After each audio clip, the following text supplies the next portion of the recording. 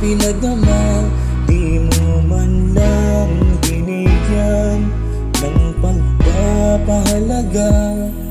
Ang lahat ng ginawa ko na sa'yo'y binigay.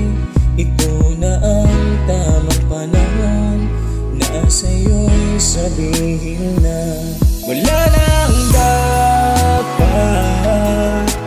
pang ipaniwala kundi na nagkakaunawaan. Pagkapanapin, di na mapanatag.